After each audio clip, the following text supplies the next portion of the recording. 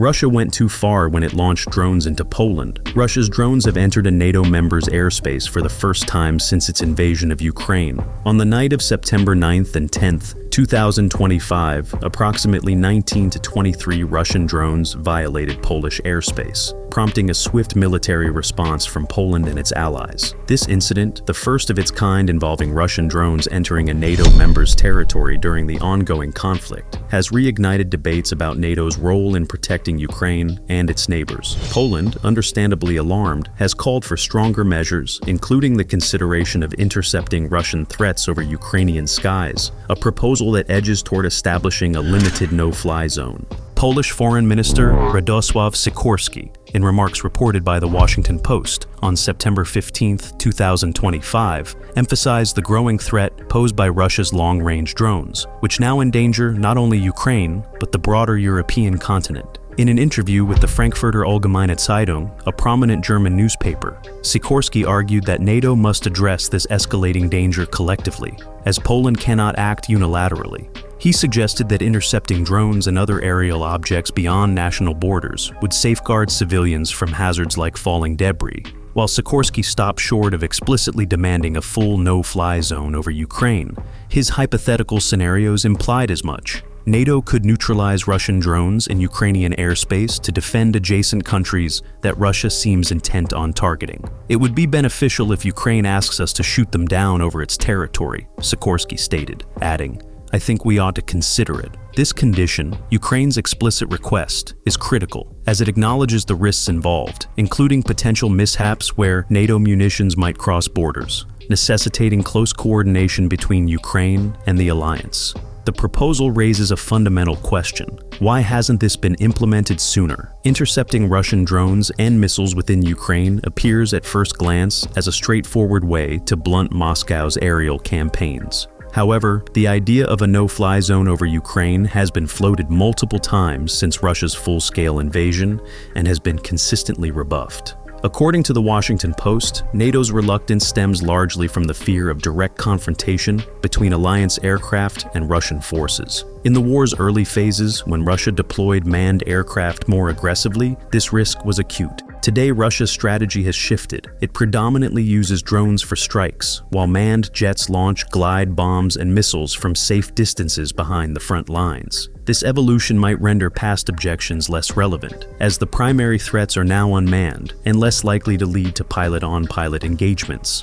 Russia denied intent, claiming the drones originated in Ukraine, a disingenuous argument given their routine traversal of Ukrainian airspace en route from Russian launch sites. Poland promptly convened the UN Security Council, and allies pledged reinforcements. Germany increased its eastern flank presence, the Czech Republic and Netherlands committed defenses, and France dispatched 3 Rafale jets. The United States, under President Donald Trump, reacted with a post on Truth Social. "What's with Russia violating Poland's airspace with drones? Here we go." This statement reflected frustration with Russia's provocations, though no additional U.S. actions were immediately announced. Later, Trump expressed support for NATO countries shooting down Russian aircraft violating airspace, stating he would defend Poland and the Baltics if escalations continued. Analysts, including Sikorski, view the incursion as a deliberate test of NATO's resolve. "It's interesting that they were all decoys, which makes me think Russia tried to test us without starting a war," Sikorski told The Guardian on September 15th. Just days later, on September 14th, Romania reported a Russian Jaran drone, Russia's domestically produced variant of the Iranian Shahed 136, entering its airspace near the Danube River, about 12.4 miles southwest of a border village. Romanian jets tracked it for 50 minutes before it vanished, posing no immediate civilian risk, but highlighting the pattern of violations. Ukrainian President Volodymyr Zelensky condemned it as a deliberate expansion of the conflict. These back-to-back incursions into 2 NATO states have altered the strategic landscape. Previously, NATO's hesitation to impose a no-fly zone over Ukraine stemmed partly from Ukraine's non-membership, limiting the direct threat to the alliance. Now, with Russian drones breaching NATO borders, preemptive action in Ukrainian airspace seems more palatable to prevent spillover. In response, Poland and Latvia have already tightened control over their skies. On September 10th, 2025, Poland imposed restrictions along its eastern border, effective until December 9th. banning drones and low-altitude flights up to 3,000 meters to avoid collisions with potential Russian intruders. Latvia followed suit on September 11th, initially until September 18th, later extending to October 8th with a nighttime focus. These are not full no-fly zones. Civilian aircraft won't be shot down, but they enhance safety and readiness.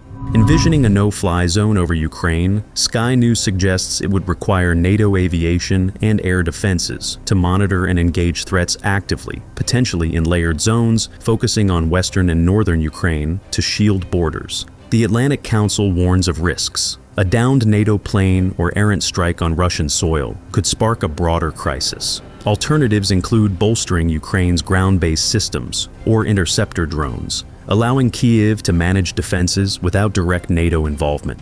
Russia's drone threat has evolved dramatically. The Kremlin now mass-produces long-range UAVs, launching over 34,000 attack drones and decoys into Ukraine in 2025, nearly 9 times the figure from the same period in 2024. Production has surged to levels enabling potential swarms of 2,000 drones per night by November 2025. This proliferation, aided by Iranian technology, challenges NATO's cost-effectiveness. Expensive missiles versus cheap drones. Investing in anti-drone tech or enhancing Ukraine's capabilities might be more prudent than fighter jet patrols. Any NATO escalation risks being framed by Moscow as aggression. Kremlin figure Dmitry Medvedev has threatened to down NATO planes over Ukraine, echoing long-standing rhetoric. Some speculate the incursions were provocations to justify further Russian actions, providing propaganda fodder for a war against NATO. Ukraine's stance removes one legal barrier. It has long supported a no-fly zone. In a March 2022 address to the U.S. Congress, Zelensky pleaded, "People will be saved if a no-fly zone is established over Ukraine," framing it as a humanitarian imperative to halt Russian aerial terror. With skies remaining a vulnerability, Kyiv welcomes any air defense enhancements. Yet obstacles persist: NATO's caution, legal complexities, and Russia's desperation. Reports indicate Moscow is seeking additional air defenses from Turkey after Ukrainian strikes degraded its systems, though not all destroyed, as exaggerated claims suggest. As debates renew, the potential for a no-fly zone could redefine the conflict, but only if allies overcome inertia and unite against Putin's provocations.